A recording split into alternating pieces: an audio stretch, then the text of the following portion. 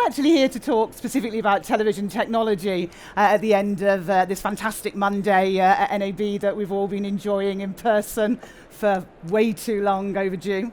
But we're actually here to talk about diversity. Look, many studies, and I'm not going to dwell on this topic because everybody's seen it. The reason you're probably here is because you believe it. But many studies have actually shown that diversity and inclusion, it's not a nice to have. It's absolutely a business imperative and a cultural and social imperative. When businesses adopt a strong D&I strategy, they basically become more successful, they're more profitable, they're more innovative, and therefore, it's just a really, really important area that we continue to sort of talk about in the media and entertainment tech space. And the start of the new decade, sort of beginning of, sort of when we sort of were last at NAB, was really looking quite positive. We had Davos, the World Forum in 2020, where diversity and inclusion was really high on the agenda. Even the chairman of Goldman Sachs in 2020 at the beginning announced that he wouldn't take a European or a US company to IPO unless they had at least one diverse member on their board. And then along came COVID, which had a massive impact on DNA. In fact, there's a lot of research around that actually shows that women in particular were disproportionately impacted by COVID. They're more likely to work in sort of shut down sectors, jobs that are more likely for furlough or redundancy. But then at the same time, a lot of women actually found that it was a great opportunity to work from home, to have flexibility, which actually, particularly if you've got kids, gave you an opportunity to maybe advance your career. Sadly, during COVID, we saw a huge rise in bias, xenophobia, racism, particularly against our Asian sort of descent people. And research also from the Word showed that pretty much 9 out of 10 executives found that it was incredibly hard to further their D&I strategies during COVID. So what's happening now? We're all back together again. We're all sort of like feeling a little bit more optimistic than we probably have over the last sort of few years. Where are we actually going? So that's why I'm kind of joined by these 5 amazing people who actually, each in their own way, is very, very involved in projects and sort of activities to further the diversity across a fairly wide range of sectors. So what I'm going to do is I'm going to hand over to each of them to just give you a little elevator of sort of where they're at and what they're actually doing. And actually, why don't I start with Nikki? Let's pick on Nikki as a starter to give you a little flavour of where she's coming from. Hi everyone, thank you so much for joining us on our first day of NAB. I work both in front as a host and on-camera personality, but I also am behind the camera as well as a director, cinematographer, editor, and producer. I am also this year's official NAB show spokesperson, and I have a show at the NAB Amplify Studio from 11 to 12 every day. And just a little bit more in terms of what it means to be here. In 2018, I was the MC for the post-production world, and I was introducing male speaker after male speaker, and nothing is wrong with that. But this year, to come back and to have my own show where I get to choose my guests and my audience, I've always made it intentional to bring more women and more diversity to the stage and to the forefront. So I really thank NAB, also Amy DeLuise, who have Gals and Gear on here, for partnering and making that reality. So now this is my first time actually speaking and not introducing a speaker, so I'm very grateful to be here. Yaya. Hi everyone. So my comeback after that won't be great, but I'm the marketing director at Net Insight, and I actually don't come from this industry. I would say I was exposed to the importance of diversity when studying biomedicine in military school, and then going to the UK and studying marketing. And then when I founded a sports brand for pregnant women and talking to only male investors trying to pitch like, but you need protection for urine incontinence when you have given birth, or your breast sizes changes during 9 months of pregnancy, and they were like, okay, this topic is something we want to be aware of, and I want to, but it's so important because, they were the one that was going to invest in our startup. So I want to bring up, the awareness perspective in whether industry I'm in. Like, we need to be able to talk about it. Nowadays, I use social media on LinkedIn a lot to raise these topics because my environment around me is a lot of male people in our industry. So that's my buy-in for this. Michelle. Hi, everyone. Can you hear me? Because I can't hear myself. Oh, I hear myself now. Hi, everyone. I work with NAB and the NAB Leadership Foundation. I serve as the president of the foundation and chief diversity officer for NAB. And a lot of the work that we've been doing historically at NAB has been on the foundation side. We're doing more on the NAB proper, if you will, side now. What we typically do is work to assist our member stations with increasing their diversity, but we partner with lots of the companies that you see here now to make that possible. We have one program in particular that I'll share with you. It's called the Technology Apprenticeship Program. That program was started about, it's 12 years ago now. We usually have anywhere from 10 to 20 students that participate in the program. And it's a 6-month apprenticeship. We call it apprenticeship because it's a mixture of both learning about the industry, because most of these students that are studying the type of engineering and or technology that we want to expose to our industry or our business aren't even considering, it's particularly working at a station, they aren't even thinking about radio or television. They're thinking about other industries, a lot of the companies that are here in this room. And so we just want to make them aware that even if you're working on that side, there are products that service the radio and television industry. And even better, if you're interested in radio and television, here's some information about it. So we educate them, and then they get experience through internships, participation in the NAB show, and of course a lot of connections and introductions to individuals that can be influential in their career. They're also paired with a mentor. And of course the focus is to increase diversity in our industry. Our programs are all open to anyone, but if you were to see our class, it would be incredibly diverse. And when I think about diversity, and I think everyone would agree, it's everyone having the opportunity to have a seat at the table. So we're not like, oh, no white males and no this and no. It's everyone. But when you see the class, for instance, right now, it's incredibly diverse. I don't think this year we happen to have a white male, so don't say you lied, but because we have before. But we have and the 15 that we do have, we have 8 women, and we have 7 men, and so. That adds up to 50. I got a lot of, thank y'all. Okay. So that, got a lot of math minds, so y'all help me out. Yes, we have 7 men and 8 women. And I was just impressed with the fact that we have more women this year than men, with a sincere interest in going into technology and engineering, and I'm happy to share more about it. Yeah, definitely, Michelle. We'll come back and ask you more about that in a little while. Amy, tell us about what you're doing, and also Gals and Gears a little bit as well. Of course. And I want to say thank you to Gay for inviting me to be amongst this auspicious group of fabulous women. So thank you, Gay, for that opportunity, and thank all of you for being here. I started out in the industry as a lowly PA in the film business on a movie called Forrest Gump. And I got to see Wendy Feinerman, who was one of the first women producers in feature films, be my role model, always looking amazing in her black leather jacket on set every day. And I said, I want to be her when I grow up. But I quickly learned that there were not that many pathways for women in the industry at that time. And so I kind of took that little nugget, and I ended up eventually forming my own company, which I've now had for, you can do the math on that. And I'm the creative director of DeLuise Enterprises. We're a multi-platform digital content company.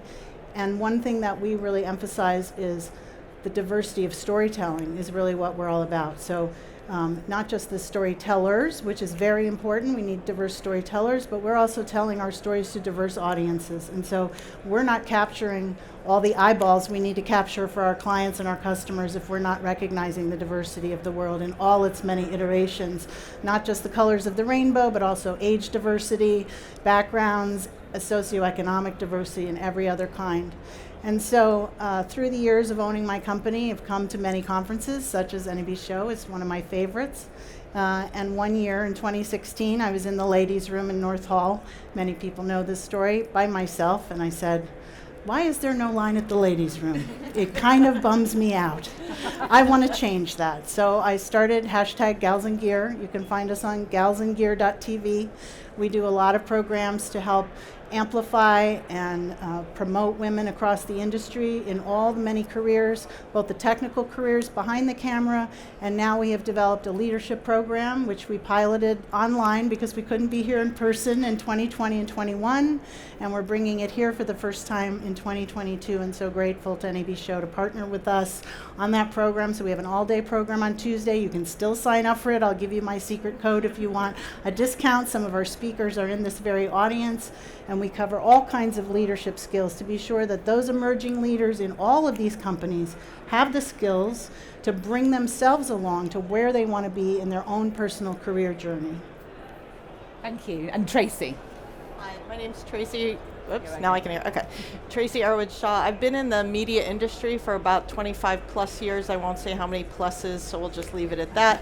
And just like these amazing women that are up here, I've seen diversity and inclusion and the difficulty of it within the entertainment industry, but also how much it's kind of started to expand a little bit, but how it needs to expand even further. So in my spare time, I have been volunteering for a company called, or for a foundation called For a Bright Future.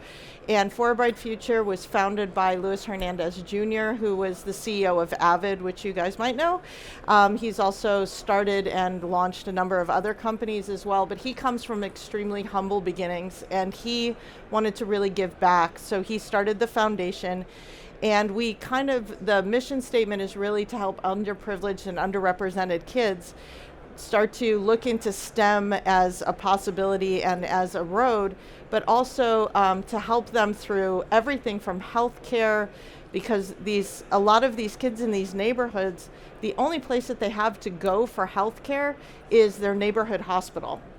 And the hospitals are government funded. They need more funding to be able to help these kids because they just don't have insurance. Then you get into the other programs that we have. We have scholarship programs for these kids, and for kids that are very high achieving, and it's unbelievable to see and to read the stories. We actually have committee members that say that they can't read more than a couple of applications a night because they just end up crying through the entire thing about what these kids are going through and what they're trying to overcome, things that you and I kind of take for granted, or some of us do at least.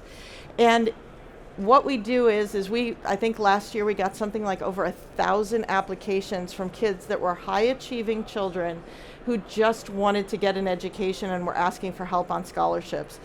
And we have a number of different scholarship programs. And another amazing thing about these kids is that they are in the most difficult situations, but yet every single one of them also gives back to their communities. So they all want to do something to give back.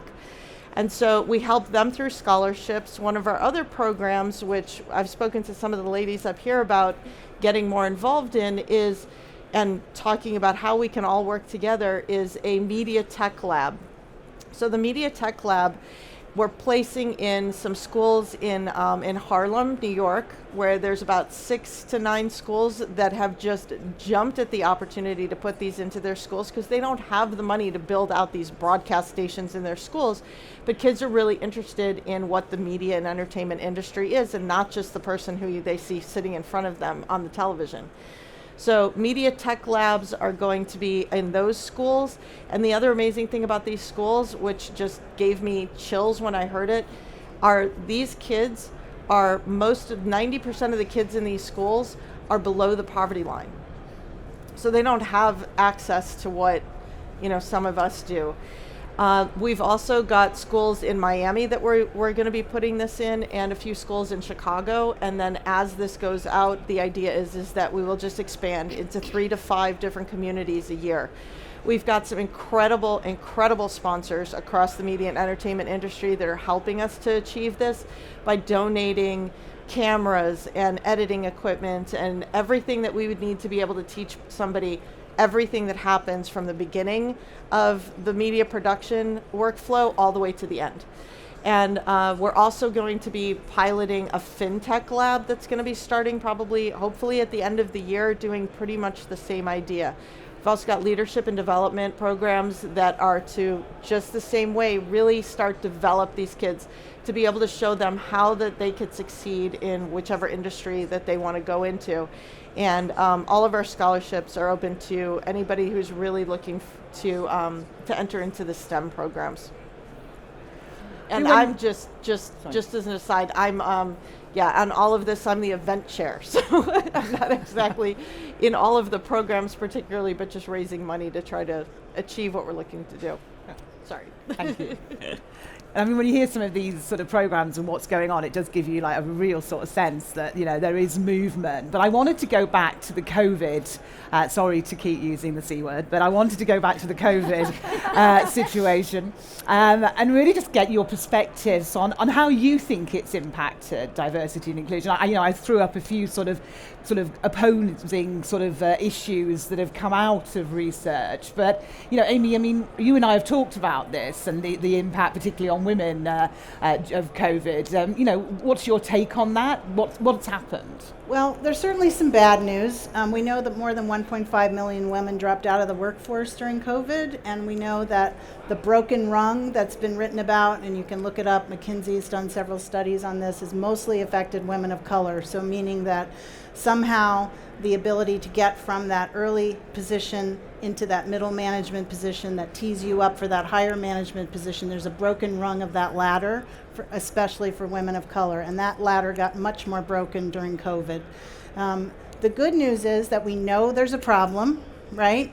And you know that expression, you know, what gets measured gets done, so we know what we have to fix.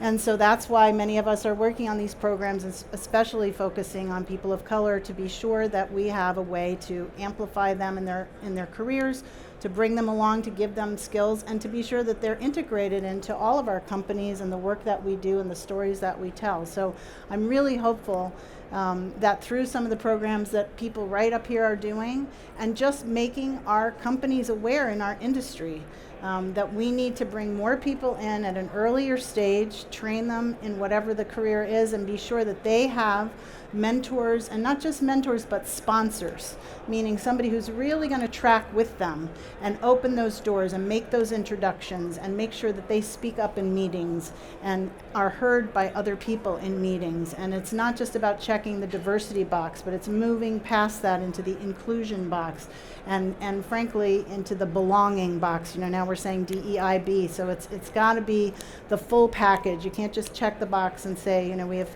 people of all flavors in our company is not enough. They have to be included in all of the workflow, in all of the decision making, and in all the storytelling.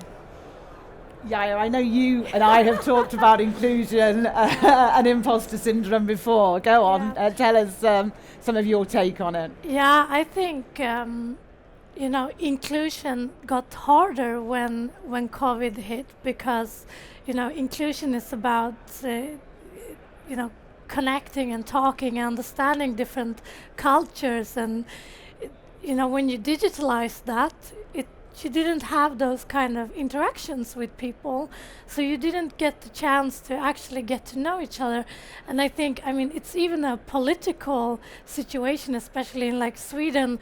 We talk about, oh, how do we integrate, you know, people that come into the country, and I think we haven't solved it in a political way, but you know, companies can solve such a big problem of the inclusion part, because we spend time with people of the whole world 8 hours a day. Like, we can actually break things through with, you know, working on the inclusion. But I think we need to adapt to the new hybrid world that we're going to be taking part of, because we can't go back to, you know, putting inclusion into the physical world, because it's not going to be the reality. We need to understand how do we do it in a digital way as well.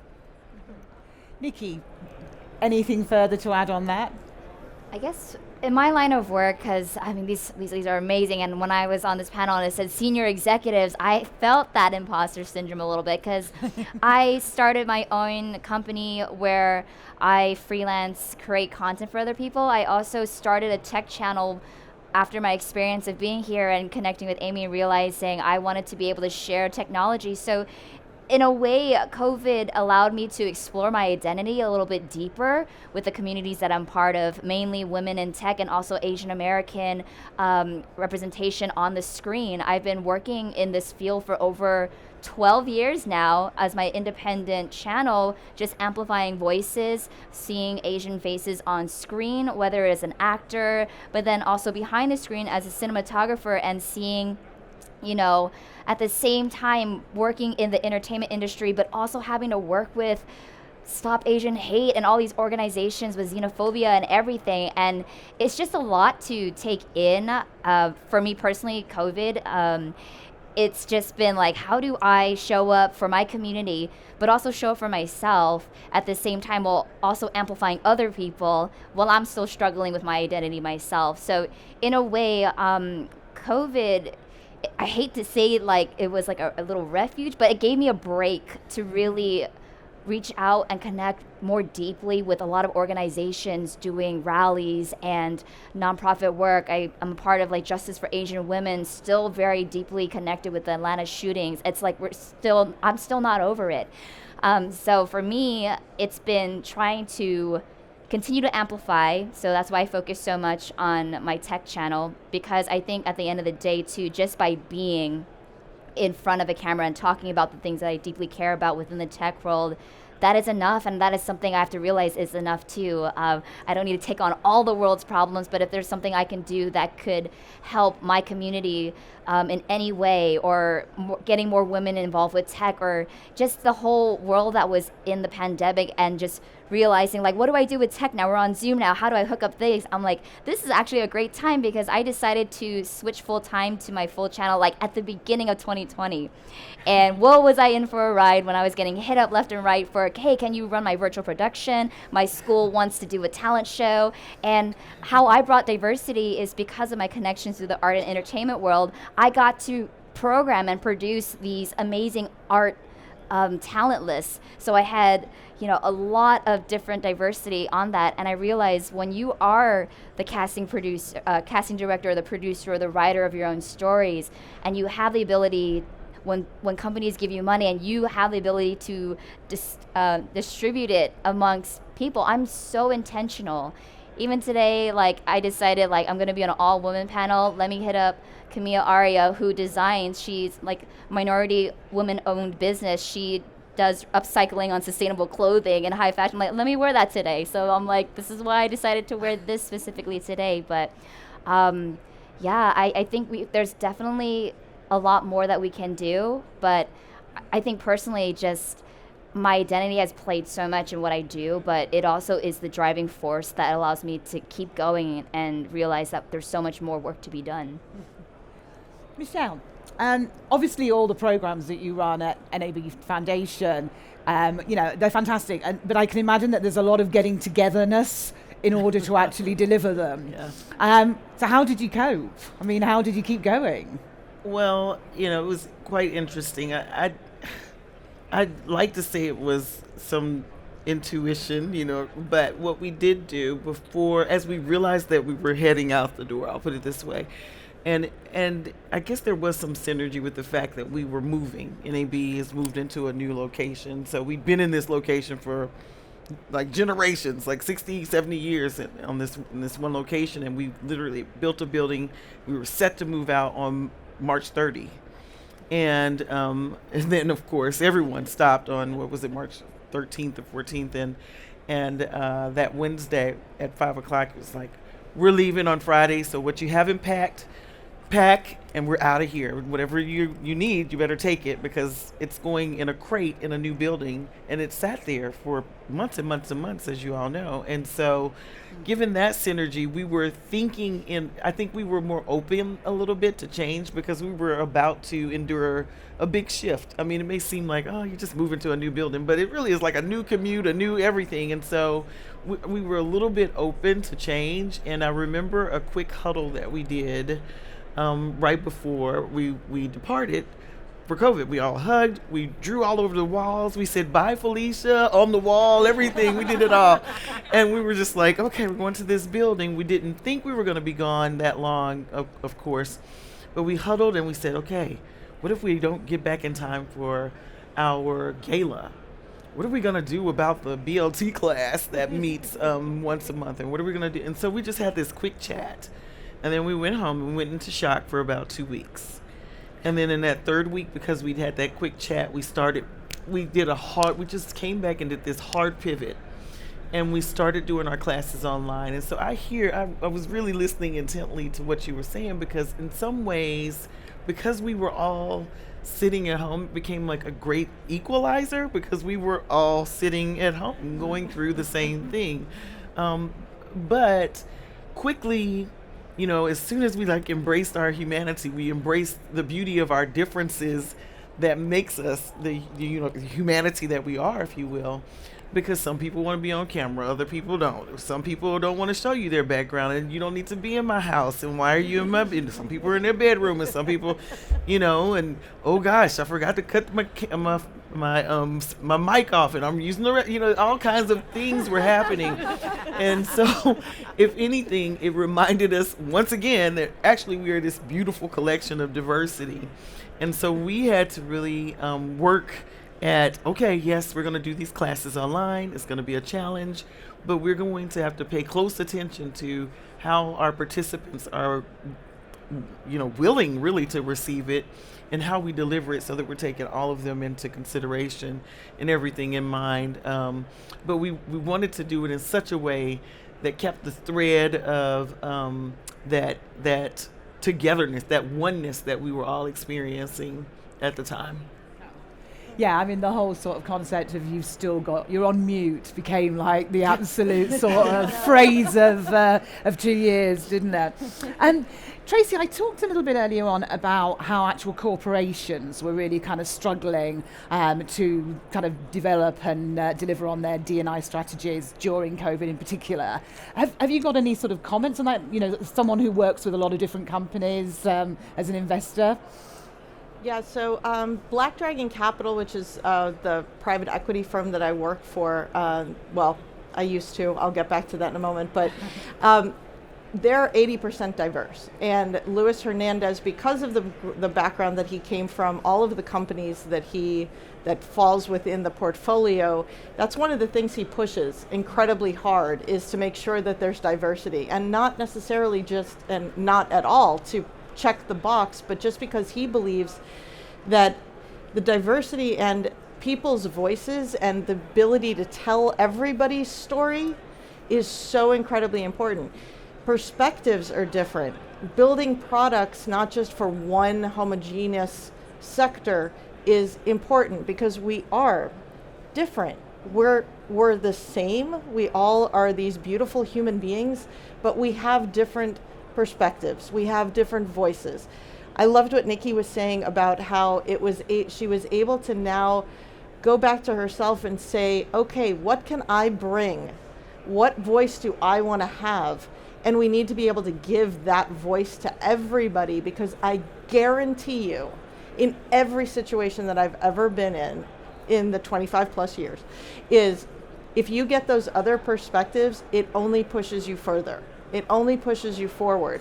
And I think it's so important that corporations really start to dig into that it's not checking a box. It's not just saying, oh yeah, I have this many in diversity, it's whatever. Okay, it's all about the inclusion, because you've got to be able to give people the voice to be able to say and voice their perspective and voice their opinion, and tell you, you know what, I really wouldn't do it that way. I think you should do it this way. And what about thinking about it this?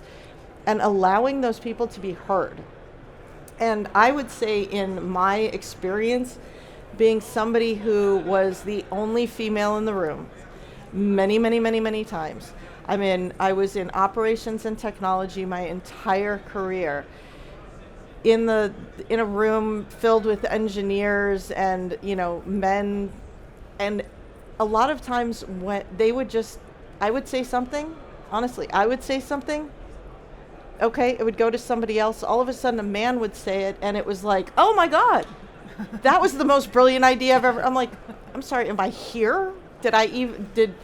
Is this mic on? Did anybody hear me? And I think that's where the inclusion part is so incredibly important, is that, and it comes from leadership. It really does. It comes from the top. It comes from leaders saying to their companies, this is important. This is something we need to do. And it is something that will drive us forward. And giving everybody that voice that Nikki found, and giving that perspective that Michelle was talking about into everybody's lives, and how many people learned about people's kids and their dogs and their cats and their gerbil and whatever. You started to see people in a different light. They weren't just people that were sitting at a conference table or in a meeting room. They were people that have these amazing, colorful lives, and the more we learn about that, the more we're also able to sell a product to not just one group of people. Now you start to understand all these other things. So I think it's really about corporations leading from the top and starting to really lay down the law that no, everybody needs to be heard, and you need to hear them. If they start listening, everybody else will start listening. Well, I was going to say that, you know, picking up on where you left off, you know, we have so many wonderful manufacturers here, many of whom are our sponsors at Gals and Gear, and they recognize there's also a financial bottom line to being inclusive, right?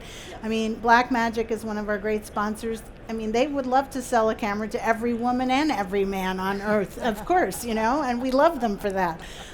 You know, we're only going to do better financially if we broaden the pool of STEM and people who are both buying STEM-related products, selling STEM-related products, using STEM-related products for their storytelling.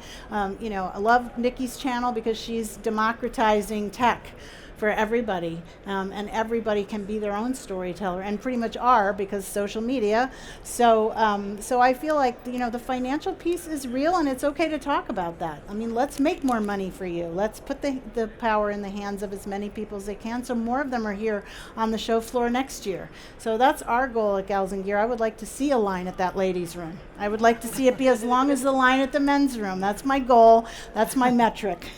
But I think, you know, just for a second, I think one of the things about what's going on today, especially when it comes to STEM, is that kids, and this is part of what For a Bright Future is really digging into, is giving those kids the ability to say they can be an engineer.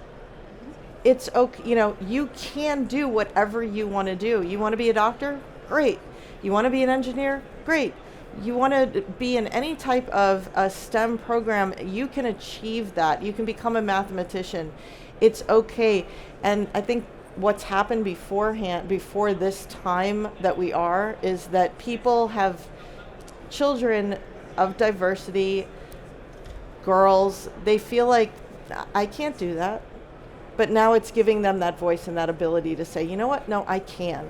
And the more that they see the diversity and inclusion in the press, in the companies, in the corporations, the more they'll start to believe that they can achieve it too. I'm going to ask you each in a moment just to maybe sort of give me the what needs to happen next in order to make this go faster. But before we get on to that, I'll give you some time to think about that as well. I'd just like to see if there's any questions from the audience, if anybody in the audience had any specific questions for our panelists. Oh, Will has one, of course.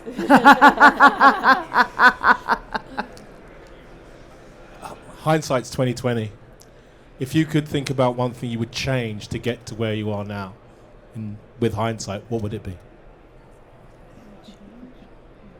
Anyone want to take that? anything you would change? That's challenging. I may have been braver sooner. I've always been a really good listener and moldable, and so I've been lucky to have a lot of mentors. But I may have been a little bit braver sooner. I would say like being myself sooner, I think. I mean, I grew up in Sweden and my parents are from Sri Lanka, so I had two really contrasting cultures to deal with. And I felt always like, with my Swedish friends, I needed to be the Swedish person, and at home I needed to be the Sri Lankan person. But what I realized, like maybe it was only 5 years ago when I actually brought these two people together, that actually became a very colorful individual. So I think, yeah, realizing that sooner would have been great. I think for me personally, I just gave a keynote at my alma mater at UC Davis. Go Ags! And what I was telling the students when I was in their shoes years ago is I would have wished I knew that I was enough. And that, you know, my story eventually, as I figure it out over time, all of that stuff is a part of me, and all of that stuff is my identity. I don't have to try to be this or that. Like, eventually, like, who I am and my authenticity and integrity. Authenticity at this point screams louder than anything. And I would say, even in the social media world where people are like, well, I don't have 1 million followers, so what could I possibly say? I'm like, you know, brands are really smart now. And they're not just going to work with somebody who has millions of followers. They would rather work with, we call micro influencers, who have a very dedicated niche audience where the audience trusts you. So sometimes I get comments on my YouTube, like I got one yesterday, I'm not going to lie, it like bothered me a little bit. It was this man who just was like, you know, affirmative action or privilege much. You talk about women, you know, needing representation, but the only people getting the ability to speak at shows like NAB are women. You know, like I would never be able to have a chance to do that. I'm like, well, that sounds like a you problem, first of all. And, you know, it's just these comments sometimes, they just, you know, but I think for me, just knowing that I'm enough, and just I preach that to every person, no matter what gender you are, that authenticity at the end of the day and having that integrity for excellence and just being kind goes a long way, and it's very noticeable now. Like, it stands out. I work a lot consulting with brands and influencers because I want to find a way where we can work together where the companies don't feel like they're being taken advantage of, or the content creators are not feeling like they're being taken advantage of. We're not going to create content for free product, and we're not just going to give you free product for nothing. So it has to be a well balanced where both sides win. At the end of the day, when both sides win, you're able to amplify your mission 1,000 times like more. And with every partner that I work with in my brand, now I just go around and it's so natural for me to talk about it because it's beyond the product at this point, and like beyond the person, it's just the value. And when I really resonate with the value that the brand brings and they believe in what I'm trying to do, I'm like, I'll sing about your brand any day. It's like, you don't have to pay me for that. Like, I actually want to sing your praises. I actually want to sing the praises of everybody that I meet that I resonate with, because it's not a homework, it's not a chore. It's like, it's just natural to just connect with good vibes. Like, we all feel it. Like, energy is there. If someone's being negative, I'm like, stay over there on that vibe. But like, we know that there's an energy. And so I just knowing that that's enough, and you don't got to be anything else, and your time will come when it's meant to be, and that time is going to be so beautiful for you. Oh, wow. I think there's quite a few people like virtually in tears, Nikki. And I totally, I so agree with you, because actually enough is a word I've been using a lot in my personal life in the last 18 months as well. We're always like pushed to strive and strive and strive. And suddenly I think what COVID did, it did give us that sitting back and that moment of going, this is actually pretty good. This is enough. This is nice. But actually things like enough and kind, they used to be seen as a weakness. Yep. Right. And I think now they're seen as a strength. That's right. And the world is changing really quickly. So unless we have any more questions, I'm going to ask you what needs to happen to make it change even quicker. Do we have a question? No, absolutely. Hello, I'll stand up. I'm Cool. MC. Nikki knows me. I'm one of the 4. We have one missing. NAB show influencers. Sorry if I'm speaking loud. I have 2 questions, if that's okay. Yeah. My first question, me being young, I'm 22 years old. A woman, of course, being in this space, trying to come up in life, trying to be where you guys are at now. Any tips for us right here? Yeah, go for it. Work hard and be yourself. Honestly, I think if there was anything that I could say back to myself, it's that be yourself. I think I spent so much time trying to emulate what I thought I was supposed to be. I started forgetting who I was, and I felt like if I didn't act like the people around me, then I wasn't going to be included, I wasn't going to be a part of it, and I was going to be separate. Well, I was separate anyway, so it didn't really matter. So as soon as I started feeling the confidence in myself and in the confidence of what I knew, and I was able to voice that with positive confidence, everything just fell into place. But I think a lot of what young girls specifically feel like is that they've got to be somebody else or try to act like someone else to move forward. And it's just like anything else. Just work hard, pay attention, learn from what you see around you, and the sky's the limit. But you've got to feel that within yourself, and you've got to just, because you are going to get a lot of people that are going to kind of shove you away and not really listen to you, and you got to just be like, okay, they didn't hear me, that's okay, I'll move on. I know that I know what I know, and I'm confident in that. And then you can just move forward from there. I love this question. And I would say, first of all, I have 3 things on a whiteboard in my office that I've learned. So I'm just going to tell you my 3 whiteboard things. Know the goal. It applies to everything. Keep the goal in mind because people will distract you. Yep. People will take you off mission with their own stuff and their own kind of crazy, and know the goal. And that might be your personal goal, the goal of the project you're working on. The other thing is ask for what you need. Ask for what you need to be successful. I'm not saying you're going to ask all the time. I'm not saying you're going to be needy, but ask for what you need. Go up to somebody and ask them for their information or for their card, or would you mind introducing me to this person or something. Just one thing. I'm not saying you're going to ask them for a laundry list, but ask for what you need. Pay yourself first. That's just an entrepreneur trick, but pay yourself first. Those are my 3 tips. I love that. I love that last one. That was a mom moment. Okay, I'm just listening. I would say be very mindful of the fact that you're already on your journey. You're in the middle of it right now. So don't think that there's going to be a point where you just start this, you have started. You are right here hustling right now at the NAB show. You made it after, I'm sure, what was a busy day to this moment, to this panel.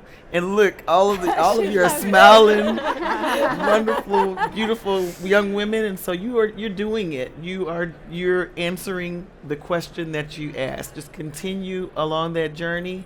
And be open to, I guess, good mentors and good people in your life, because when people see you doing really good stuff, they gravitate to you and they want to help you. They want to help you. And then along the lines of knowing the goal, I totally agree with that. But just also be mindful of when you've kind of maybe have achieved the goal. Sometimes I think, like, I've set things in my mind. I'll tell you this briefly.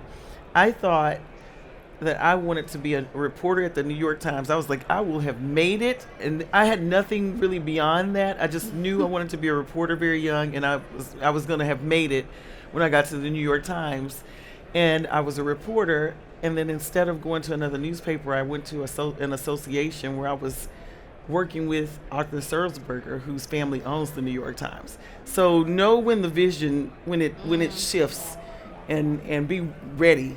Be ready. I'm actually going to make that the last word because I'm being told that actually in about a minute's time they're going to switch the lights off, which doesn't actually help our camera crew. And also might be a little bit difficult to get out of the hall. Not all of the lights, don't worry, it's just like the sort of camera sort of setup. I think we could stay here all evening. We could crack open some beers and some wine and just like talk about this kind of for hours. I cannot thank you all enough. I mean, you've just been fantastic and so open in your experiences and views that you've shared. So, thank you so much for coming. Some of you repeat offenders, and hopefully we'll get to do this again at sometime very, very soon. And thank you. I mean, it's just been great to see such a diverse audience. You define what we're trying to sort of have heard and amplify. So thank you. Have a fantastic rest of NAB. Enjoy every moment, and we will see you again very soon. Thank you. Thank you. Thanks, Jay.